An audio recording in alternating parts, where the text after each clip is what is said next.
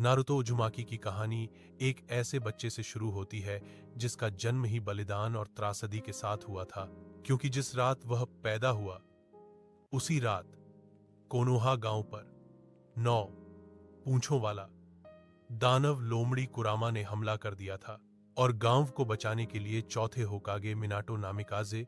और उनकी पत्नी कुशिना उजुमाकी ने अपनी जान की बाजी लगाकर उस राक्षस को अपने ही बेटे नारुतो के भीतर सील कर दिया, जिससे गांव तो बच गया, लेकिन एक मासूम बच्चा अनजाने में ही सबकी नफरत और अकेलेपन का बोझ ढोने के लिए मजबूर हो गया, क्योंकि गांव वाले उसे उस दानव का रूप मानते थे और उसकी ओर नफरत भरी निगाहों से देखते थे। कोई उसके साथ दोस्ती नहीं करता था और न ही उसे अपना मानता था। यही कारण था कि उसका बचपन बेहद कठिन और अकेला था। लेकिन इस अकेलेपन में भी नारुतो के दिल में एक सपना था कि एक दिन वह इतना महान बनेगा कि पूरा गांव उसे पहचानेगा और सम्मान देगा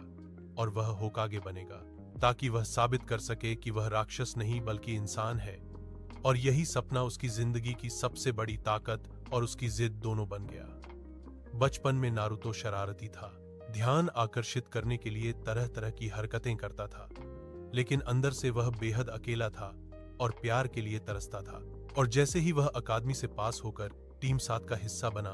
उसकी जिंदगी ने नया मोड़ लिया, क्योंकि टीम 7 में उसके साथ सासुके उचिहा और सकुरा हारुनो थे और उनके शिक्षक काकाशी हाताके। शुरुआत में सासुके को जीनियस और सकुरा को पढ़ी लिखी समझदार लड़की माना जाता था,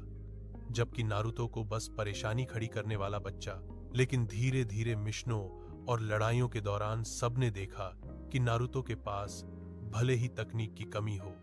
लेकिन उसका जज्बा किसी से कम नहीं है।